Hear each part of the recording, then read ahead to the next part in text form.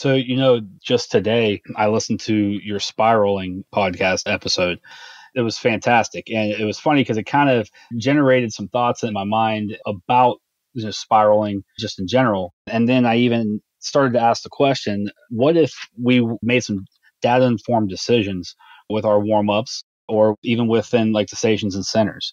And so we dove into You're listening to Rob Baier, a for math learning specialist from Southern Pennsylvania who is wondering what a truly effective math learning block should look like. What you're about to hear is another Math Mentoring Moment episode where we speak with a math moment maker like you who's struggling with an idea, and together we're going to brainstorm a plan for moving forward. Stick with us as we frame out with Rob what his 80-minute block should look like to fuel student sense making. Hit it!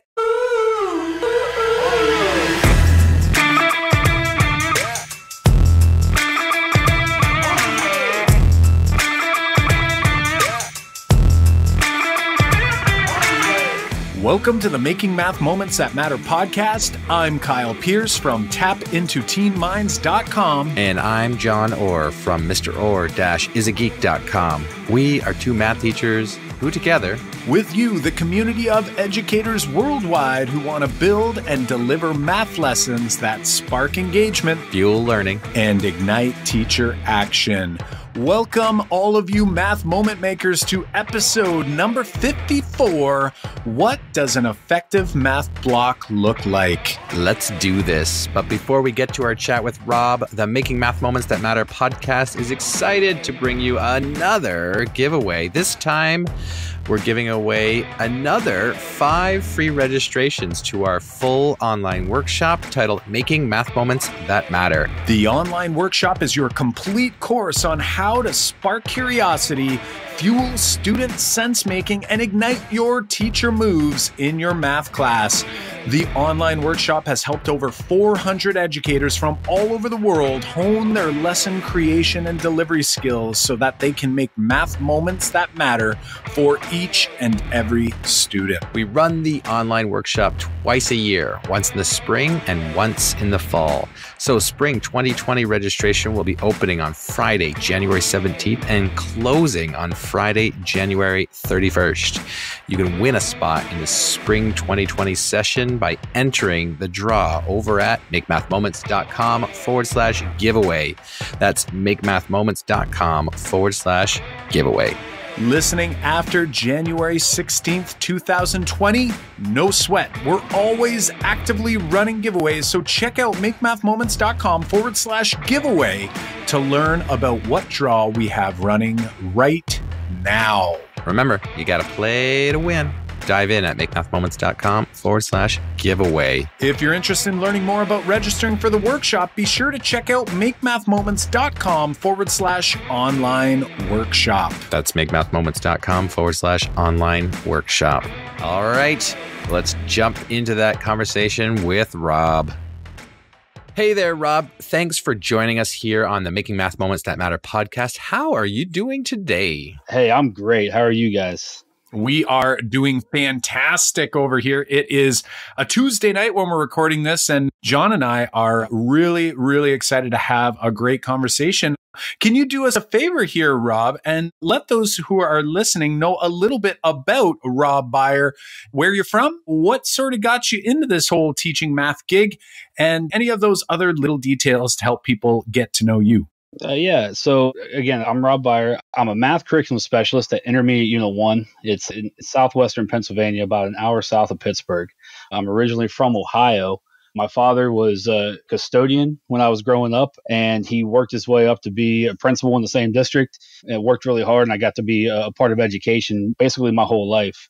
Then I taught after I graduated from Robert Morris University, which is right outside Pittsburgh, right by the airport. I ended up moving to North Carolina for a few years with my wife. We were newly married, couldn't get a job, had to go down there. And it was around some great educators down there, great math educators down there. Right as the Common Core was rolled out, I was able to jump on with that and help with their crosswalks and really dive into the curriculum side of it and how, the crosswalks from the actual old curriculum and the standards that they had and how it ties in with, this new Common Core thing. Then I took a leap of faith with my wife. We had a kid and said, you know what, we need to move back around family, go back to Pittsburgh. So we moved back to Pittsburgh. I taught in the inner city for a few years, ended up getting to be a head boys basketball coach at a school in southwestern PA, and ended up being their K-12 math specialist for a year. And then they moved me into the classroom for a few years before I went into administration for about 7 months. And during my time in administration, it didn't seem like it was exactly what I wanted at the time. And then this kind of fell into my lap, and I got really lucky. I've been very blessed throughout my whole career with how things have worked out for me. That's a great story, and I'm glad you have filled us in a little bit about that. I know that we're going to talk with you today about some of your recent successes, but also, some struggles that have been on your mind lately. And we want to walk through with that with you and share some strategies. That's coming up for sure. But before we do that, we definitely want to ask you about your math moment. So if you're a listener of the podcast, we always ask everybody, moment that they remember when we say the word math class, stretching back into their experience and how that impacted them one way or the other. So Rob, could you fill us in on what is your most memorable math moment? So I have two that really stand out. I've been thinking about this for a while since I knew I was going to be on the podcast. And the first one for sure is when I was in 3rd and 4th grade, we had something where we were with the same teacher for 1st and 2nd grade, and then a different teacher for 3rd and 4th grade, but it was the same exact teacher.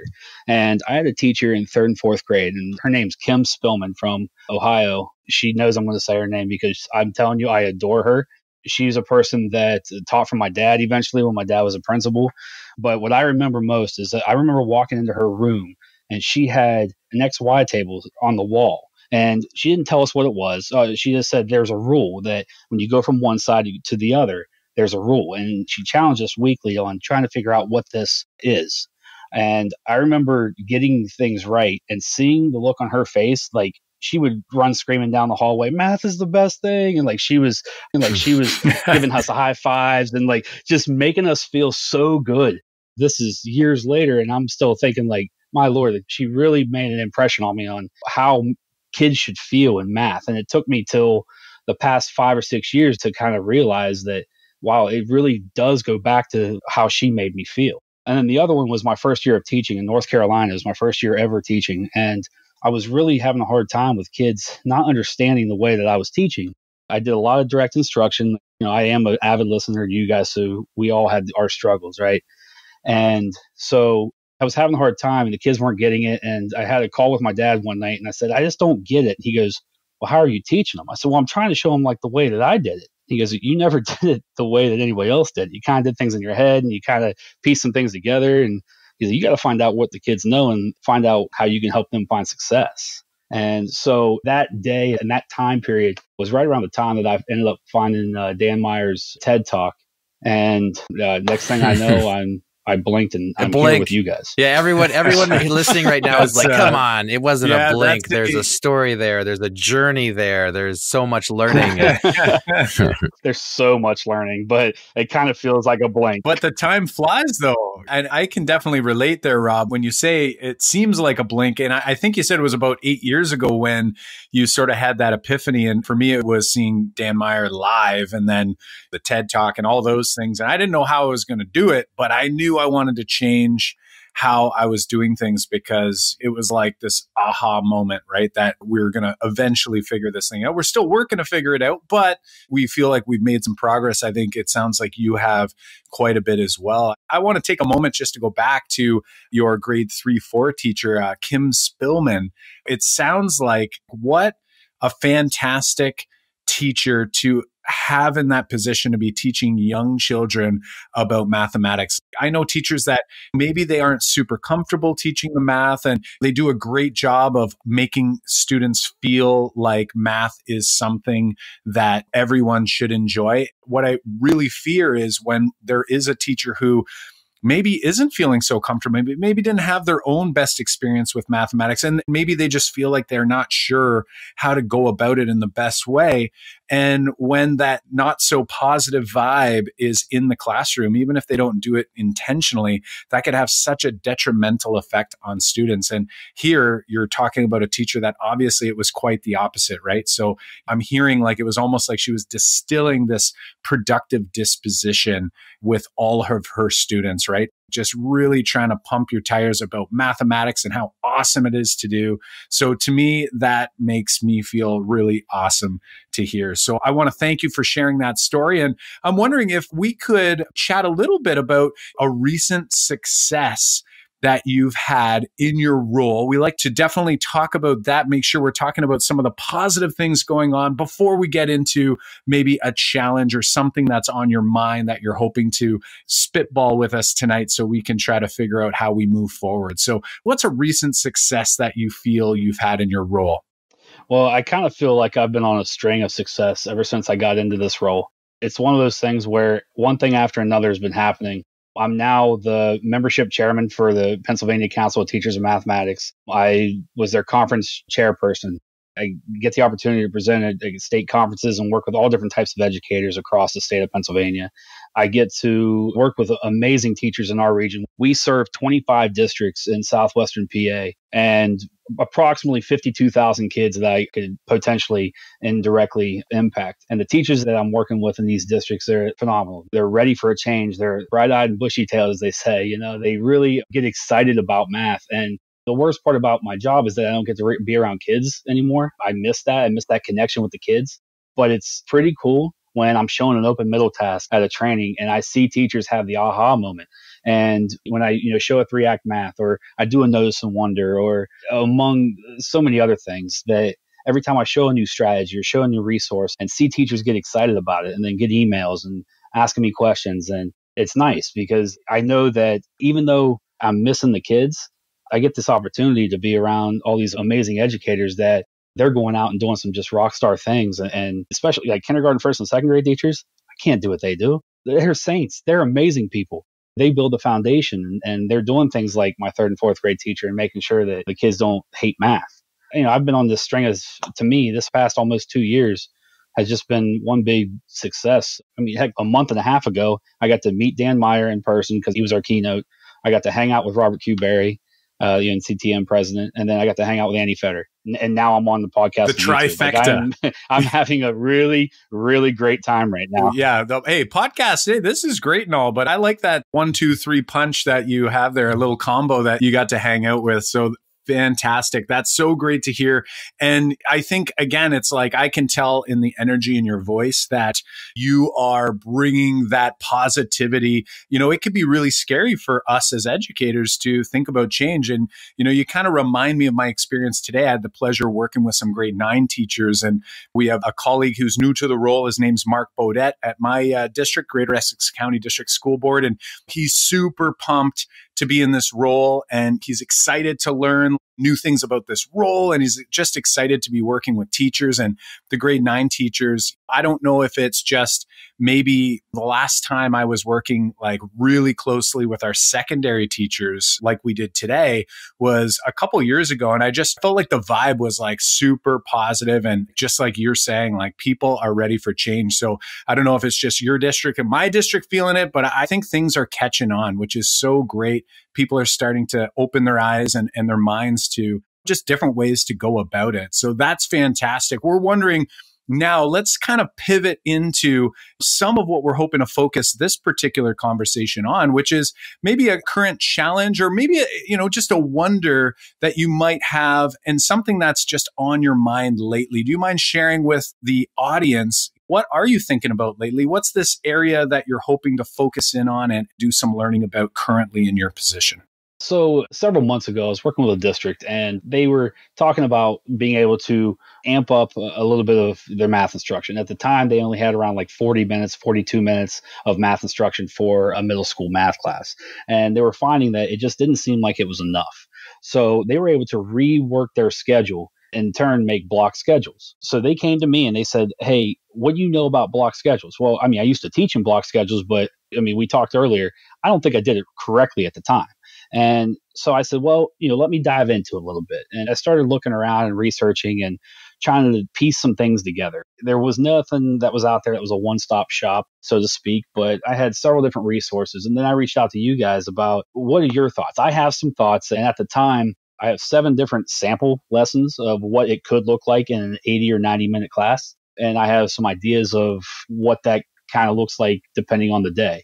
It's not exactly evidence-based or research-based yet, in my opinion, but it's something that I want to dive in more and try to learn a little bit more about. So what I heard here is you're looking at reshaping some of your blocks, and people are thinking like, I've got to expand this, and I'm looking at it like an 80-minute block, and how do I kind of fit components in there and go about changing some of those things? Is that what you're asking?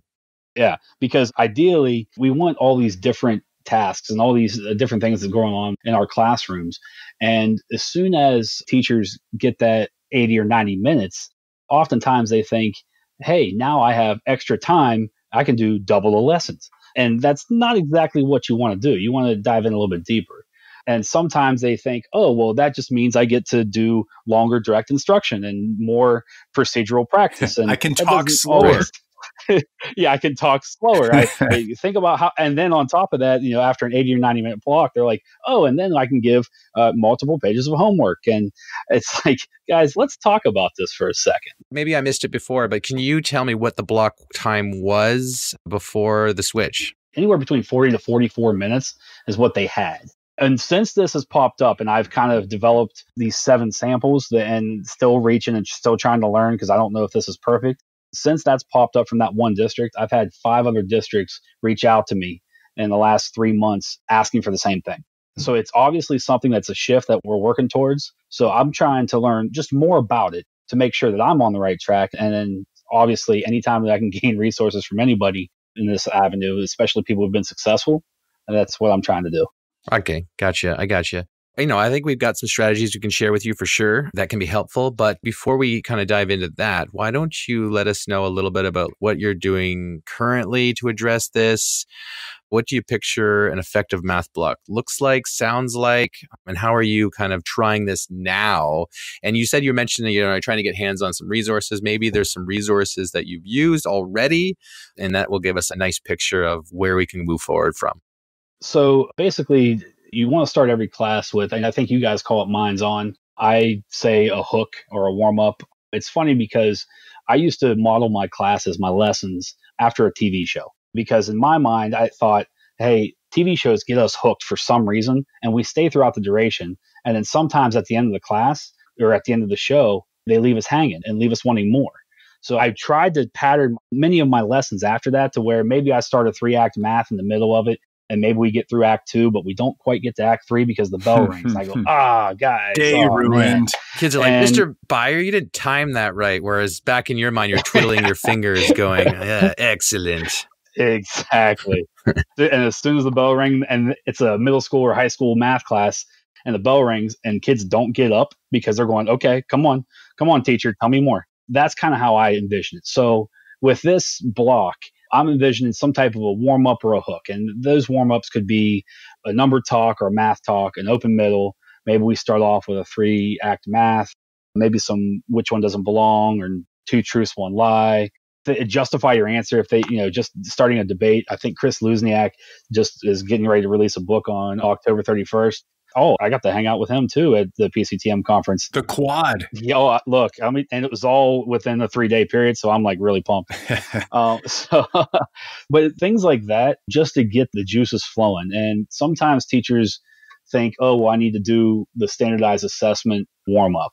And if you do that, there's ways that you can make that better. Taking away the 4 answer choices and taking away the question and have them come up with their own problems and turn that into a discussion and what can we solve based on what's given. So it's kind of like the beginning of 3-read protocol, So those are some things in terms of the warm up or the hook, just to get kids engaged into the lesson and get them ready. From there, we do some type of a class mini lesson, anywhere, 10 to 15 minutes. I try to limit that. And then depending on what the next task would be, whether if it's a skill practice or a procedural practice, which we know is important, but it shouldn't be the staple. They do something like that after the mini lesson. And then it's an 80-minute block or a 90-minute block. Give the kids a break. Let them have a 5-minute break. If they need to pull out a phone to take a 5-minute mental break, do that for the older grades. For the younger grades, it's when you do the restroom or some type of like a fun game or something, get their minds away from it, just for a little bit, because you just have them sitting for a little while before you break into some math center stations, small groups. And that to me should be kind of the bulk of it. And then always end with some type of an exit ticket or a reflection or something along those lines. I even have one model where I talk about, we are really big in Pennsylvania right now on college and career readiness. And so I've talked a lot about do some type of a warm up and review skills. And then how about you bring in do a virtual field trip or bring in a guest speaker that talks about math and how math is used in their field, whether it's a dairy farmer. We have a lot of farmland where we are. And maybe it's a dairy farmer, or maybe it's somebody who works at the local fairgrounds or a local pizza parlor, or, for you guys, Tim Hortons. And so anything along those lines to bring somebody in that talks about math in their field and showing kids that truly math is everywhere, from the chair you're sitting on to the paint that's on the walls. It's all mathematical. So that's another model that I have if that's something that they go into. So let me just recap. I like recapping just for me, myself, and I'm sure that the people listening appreciate a little recap. When you're thinking about your classes and your time slots in your framing of what that lesson might look like in this new longer time slot, instead of telling teachers, just make it more practice or more homework, or we're going to lengthen the procedural part, just to more textbook work, or maybe you don't do homework at home anymore. You do it in the class. Like, there are those pitfalls that people might fall into by just lengthening the time. Well, you mentioned those things, but the interesting thing is I wonder how many people would be scared to all of a sudden teach the 75 to 80 minute classes. I mean, like, how am I now going to fill the time slots? What am I going to do? And people are kind of wondering that. So you've said that right now, currently, you're kind of doing the start class. You're doing some sort of warm up, a hook to kind of get thinking going, and from a variety of different sources. And then you're doing like a class mini lesson, which is say 10 to 15 minutes on, say, the topic. Can you tell me a little bit more about what that mini lesson might look like? Like, what are you sharing with the teachers that you work with? Like, what the 10 to 15 minutes look like? Could you outline what those minutes sound like for us? Like, what you would encourage for the teachers you work with? So it's funny because of everything that I share with these teachers, you're right that they are nervous and a little scared to jump into this. And the question you just asked never comes up. They just look at it as, okay, this is my chance to do like a direct instruction piece. And honestly, I have not fully tapped into that part of it yet. So that's one of the areas that I was hoping I was going to bring up. You beat me to it. I was going to bring up, like, what should that sound like? Because I know it needs to come up. It just hasn't yet. Because when I talk the stations and the centers and what that looks like, that's where they focus on the most, because that's what's the most new to them. Right. And it's really interesting too, because you had mentioned so many different things that they could do for, let's say, a warm up or for minds on, whatever we want to call it, to get that spark of curiosity going. And when we think about the math block and how it's organized, you clearly have some experience with different strategies, like you had mentioned number talks, or some might even call it just a math talk of some type, or open middle problems and 3-act math. I'm wondering, in your mind, do you see those sort of resources and strategies happening at the same point? And then is that mini lesson, are you seeing that happening in a classroom as something that's kind of disjointed or kind of separate from those initial activities? And the reason I ask is because oftentimes what we as educators tend to do is we're in our comfort zone. I teach a math lesson a certain way. So for myself, if I think of the way I taught for the majority of my career, I would come in, I'd take up homework, and then I would deliver my direct instruction lesson. It was the gradual release of responsibility, which now I do not really use a whole lot at all. But at that time, that's what I did. And then as I started to bump into these other things, so whether it's which one doesn't belong, or if it's open middle or a would you rather, whatever it might be, it was like in my mind, what I was thinking is that I was going to take what I was currently doing and I was going to somehow squeeze that tighter. So it was like, if it normally took me 75 minutes to do that, I'm going to add in an open middle and I'm going to put it at the beginning. And now my 75-minute, my typical lesson now is going to be 65 minutes. I'm somehow going to figure that out. But it was like nothing else changed. So it was just constantly adding more and more and more. And obviously that can be an overwhelming feeling. So I'm wondering, like, do you see that mini lesson? Like, are teachers feeling like that mini lesson is the shrunk version of their more traditional approach to the lesson? Or is it somehow tied to maybe some of those other pieces that you had mentioned previously, like if they're trying number talks or 3-act math and so on? So that part did kind of come up today with some 3rd and 4th grade teachers, or sorry, 4th and 5th grade teachers I worked with today, actually. They asked me about, can this warm up, can I put that throughout the lesson, throughout that whole block? The answer to me is yes.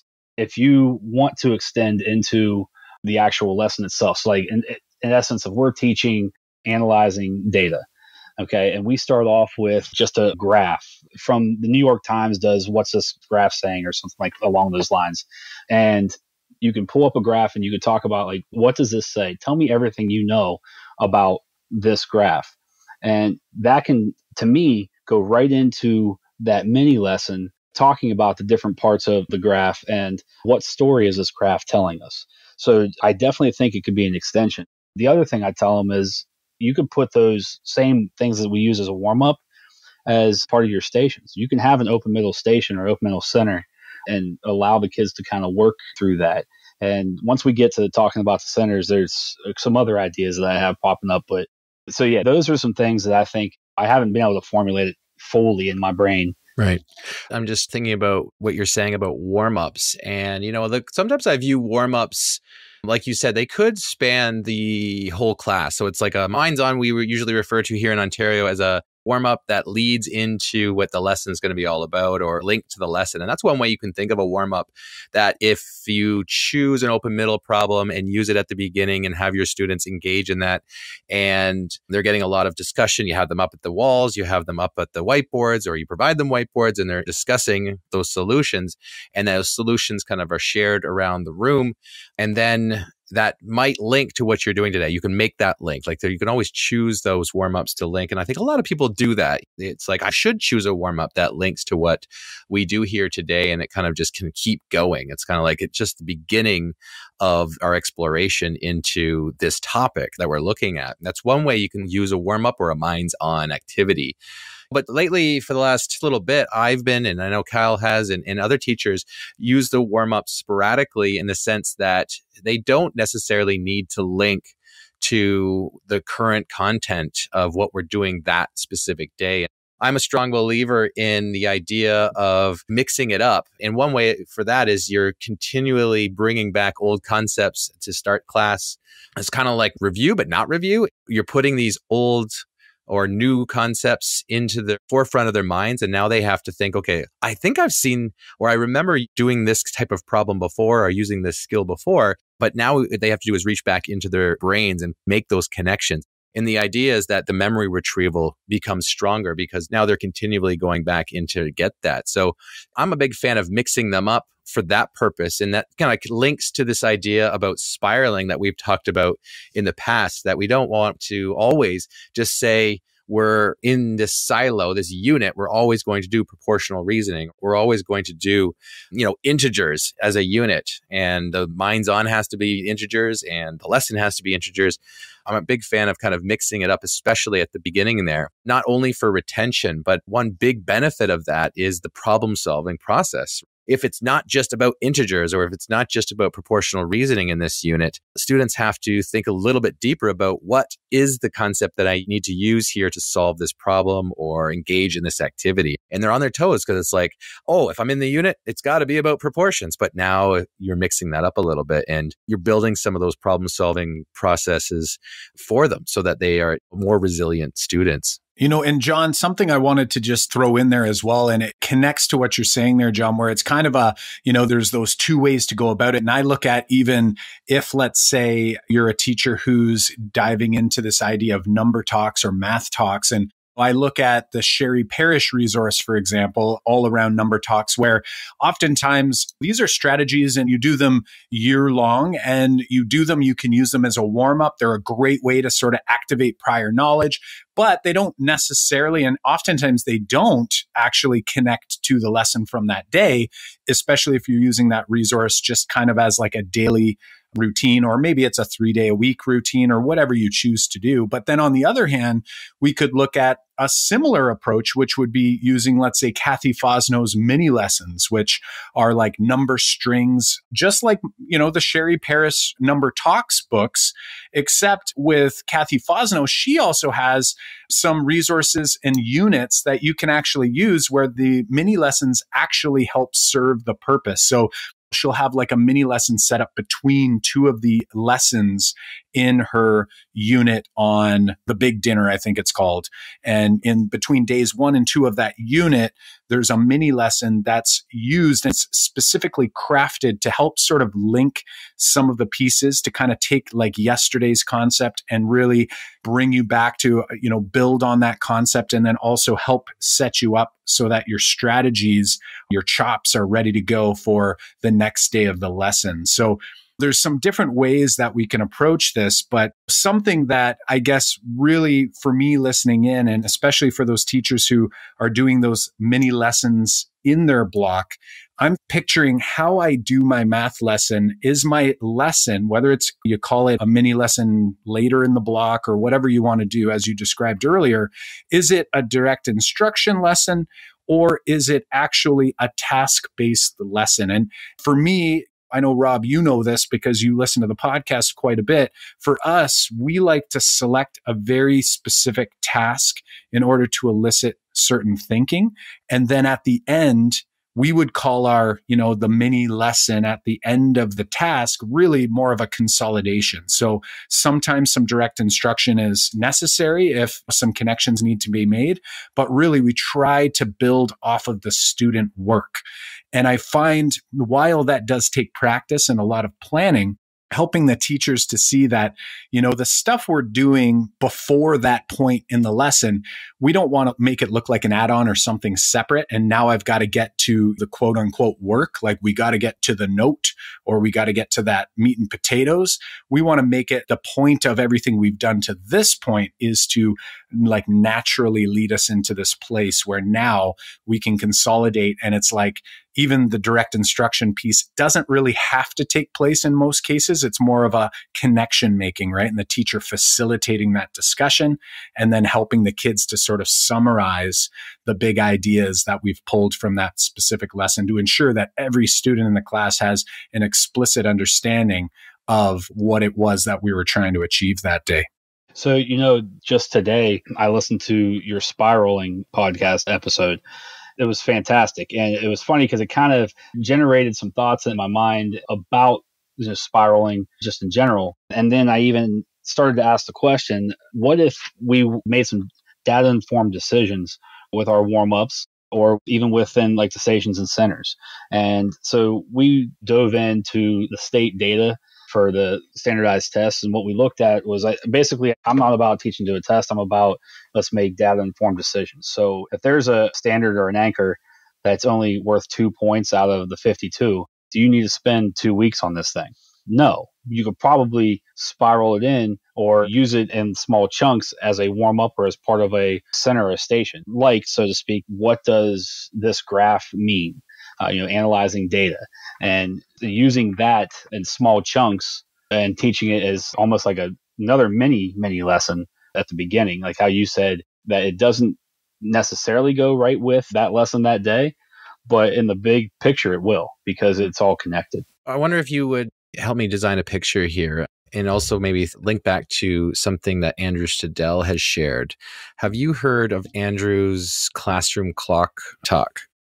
I don't know if I have. Go ahead. I think back at the San Francisco NCTM conference in 2014, I think it was, Andrew did an Ignite talk on the classroom clock. Imagine drawing a circle, like a clock, and at the top of the clock is the start of class, and then it circles all the way around, and then that's the end of class, like a full rotation from start to end. And your new classroom would be like an 80-minute time slot there. So like time 0 would just start at the very top where 12 o'clock might be, and then 80 minutes at that same spot. And what I loved about Andrew is that he compared like what his classroom used to look like and then how he changed his classroom on that same time slot.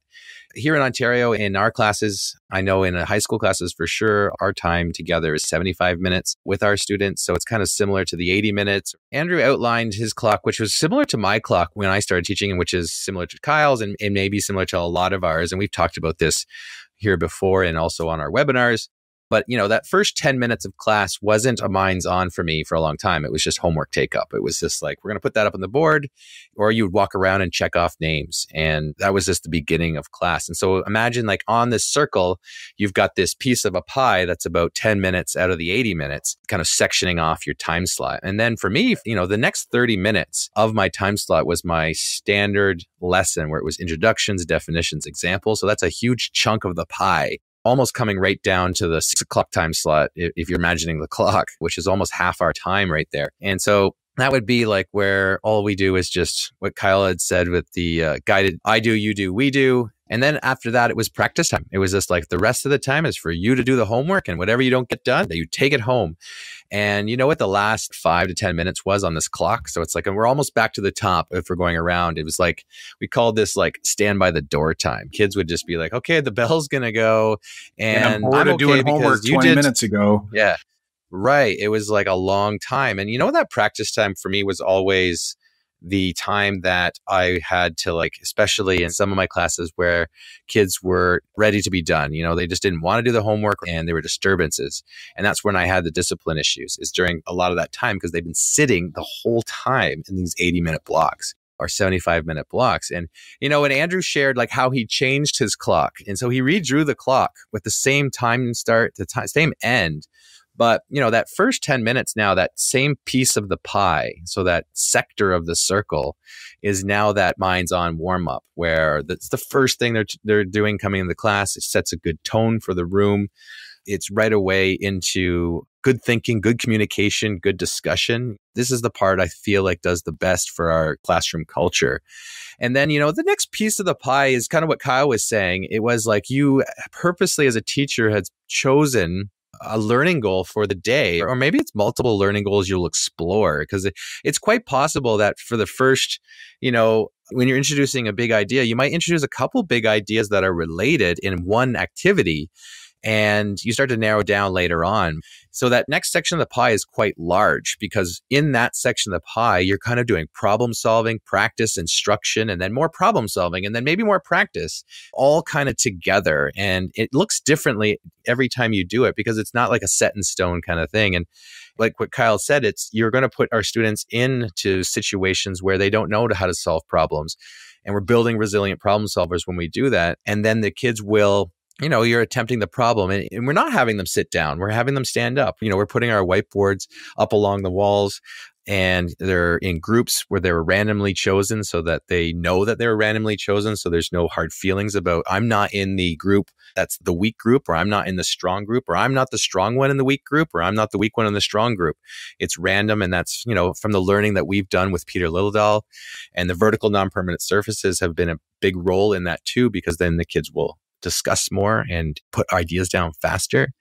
And then sometimes what happens in that is what Kyle said. It's you're using the kids' ideas and strategies to solve problems, and keeping in mind what learning goal you want to bring out. If you see it on the wall, then you can call everybody over to talk about that. Or if you see one that's almost there and it's kind of like a version of it that could be something different and it's connected, we want to connect those things together. Pause the class, go have a discussion about it.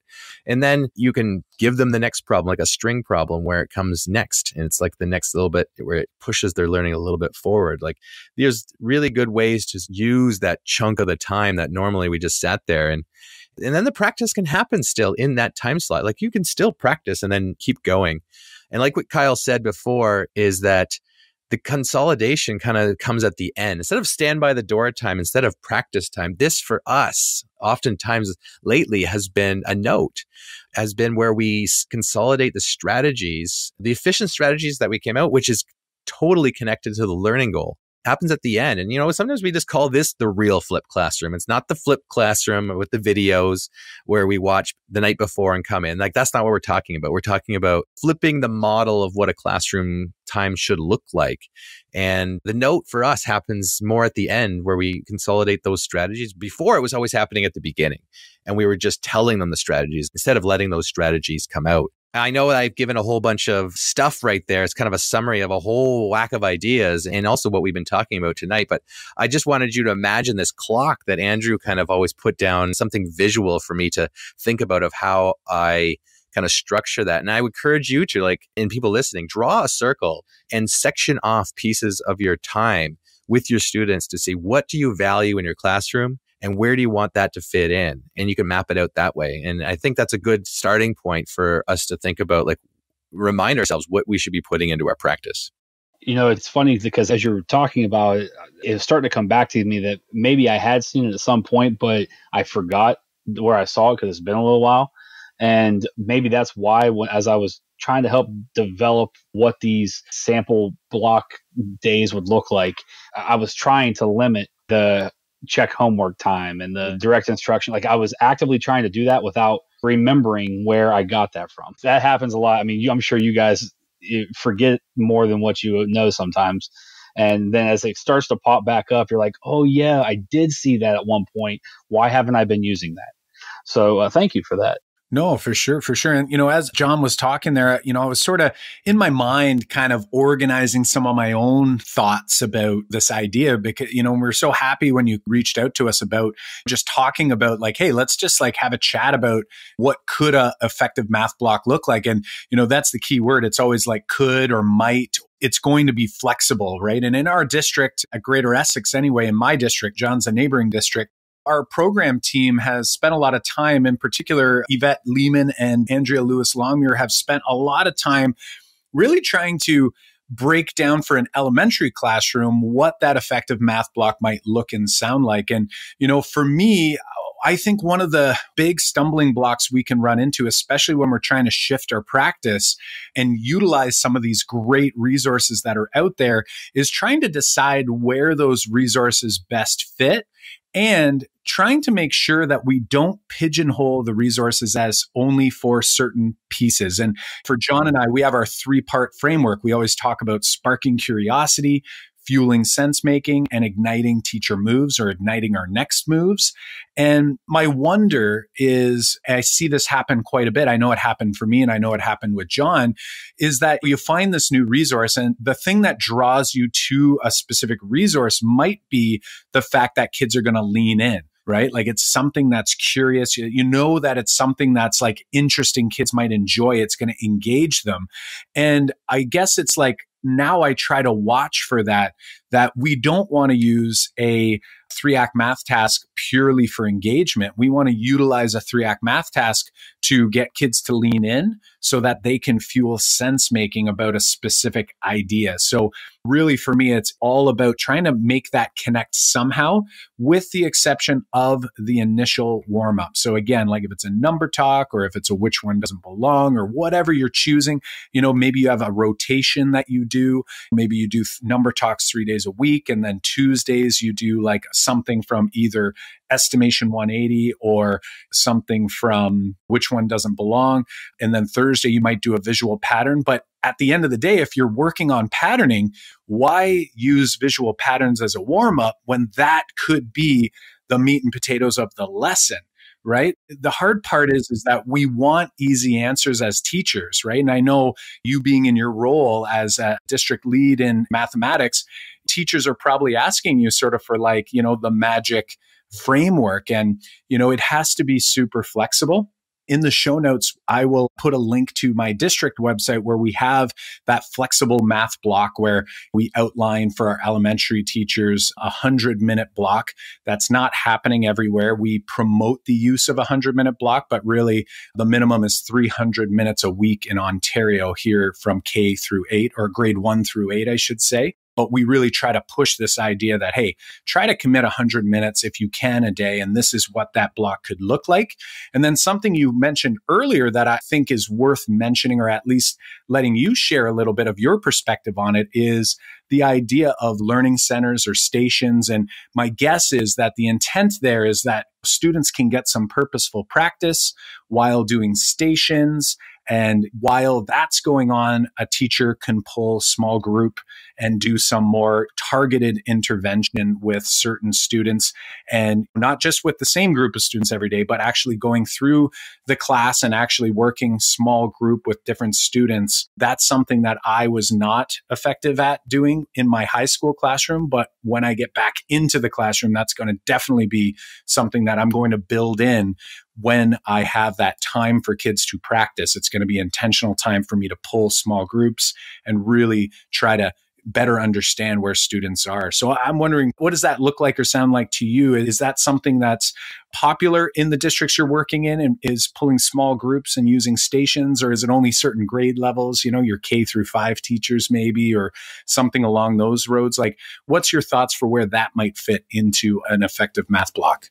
So it's actually extremely popular all throughout the 25 districts I work with. And then I work with a few districts that are outside of our area too, that it's extremely popular. And what I often try to navigate through is making sure that they understand it's a very flexible time, that oftentimes they think stations, go sit in whatever station, and after a handful of minutes or whatever, time's up, time to go to your next station. You're going to be turning all this into me. And that's like how it always used to be, but it can be a little bit more flexible than that, especially with what's in those stations. So for like the younger grades, they're always talking about, we really struggling with, the kids are struggling with number sense. And how can we build this number sense? And when do we have time for that? And I said, well, I mean, in your stations, in your centers, you could have a subitizing station where you're building number sense and working with base 10 blocks, or having the kids play dominoes and subitizing that. Maybe you rotate that specific station. Maybe some days it's building number sense and some days it's problem solving through like deductive reasoning. And I often tell them, I said, we overthink this sometimes with those younger kids. We were trying to find the end all be all and trying to find some quick fix for, kids are struggling with deductive reasoning. And I said, okay, well, there's this crazy game that's called Guess Who.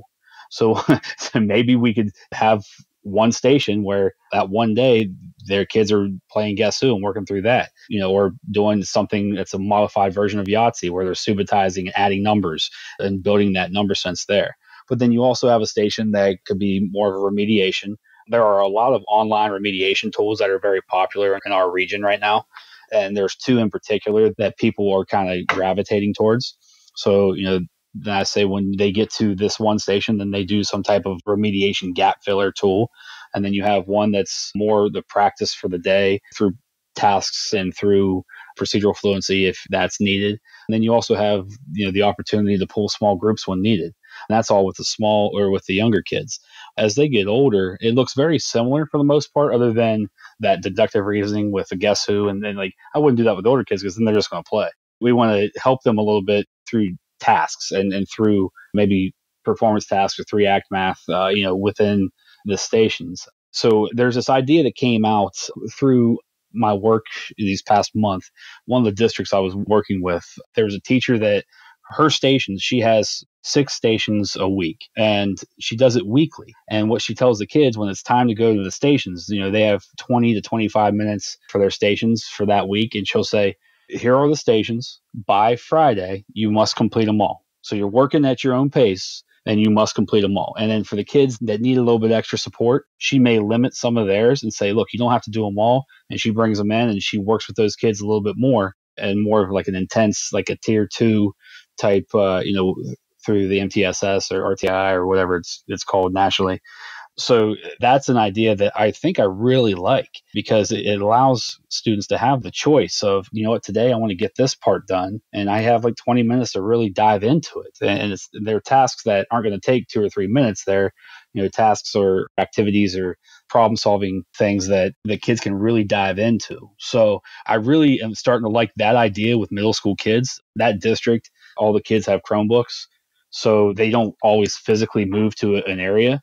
they can work together and they pull things up on Google Classroom, where they're able to work on things on Google Classroom that maybe it's a video that she recorded on like a little mini lesson that might help reinforce the skill that was taught that day. So I'm really liking that idea in terms of middle school and high school. But I think you can't really have that much choice. You can have some choice, but not that much choice with the younger kids.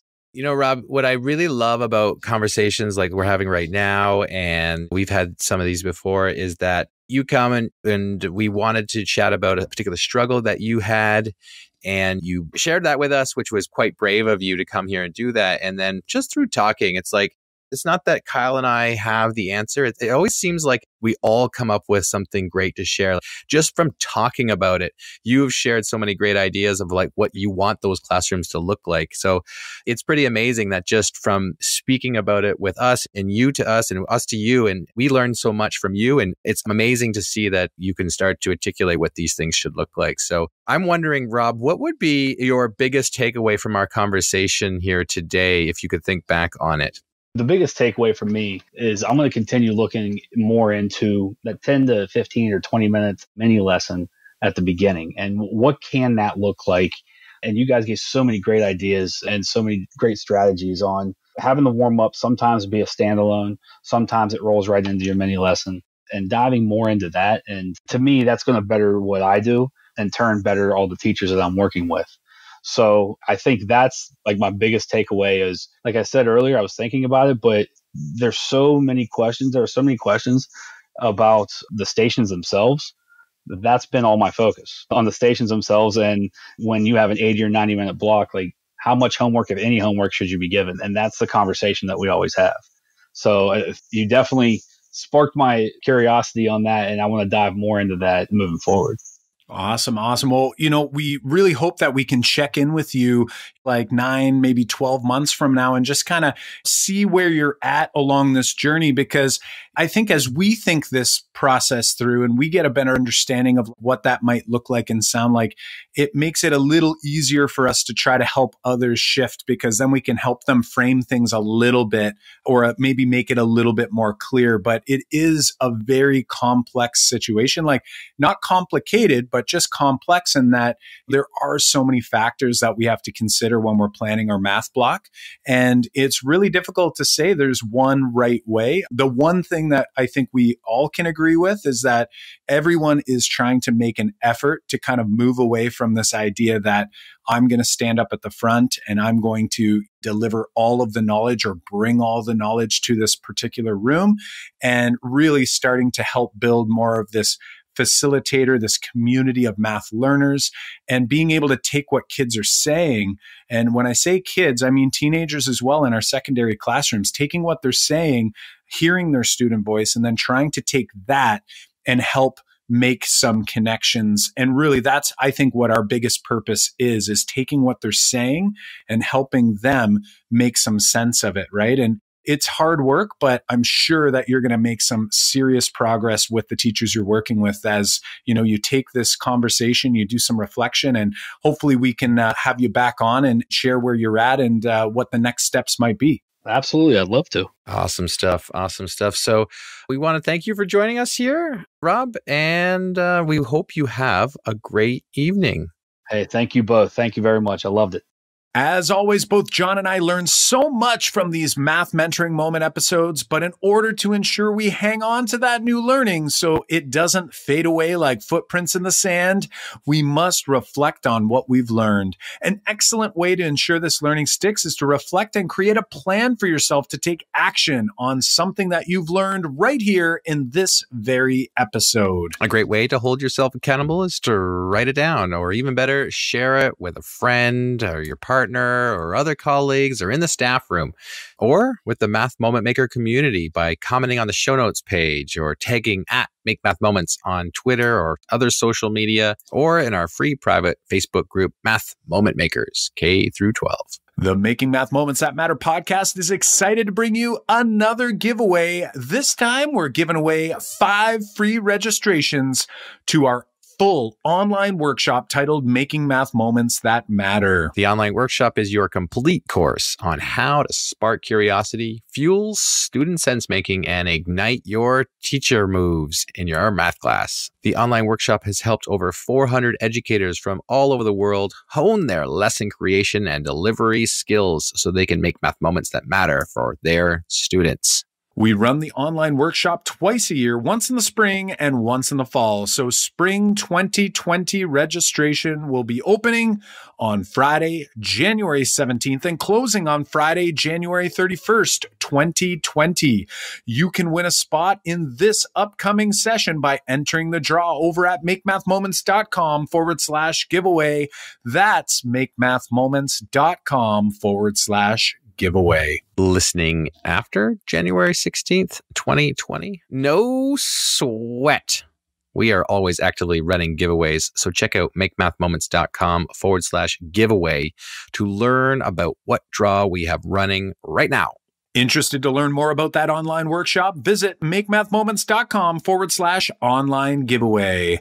And if you want to join us for an upcoming Math Mentoring Moment episode where you can share a big math class struggle with us and the Math Moment Maker community, be sure to apply over at makemathmoments.com/mentor.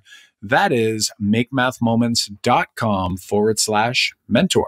In order to ensure you don't miss out on new episodes as they come out each week, be sure to subscribe on your favorite podcast platform. Show notes and links to resources from this episode can be found at makemathmoments.com/episode 54. That's makemathmoments.com/episode 54. Well, until next time, I'm Kyle Pierce. And I'm John Orr. High fives for us. And high fives for you.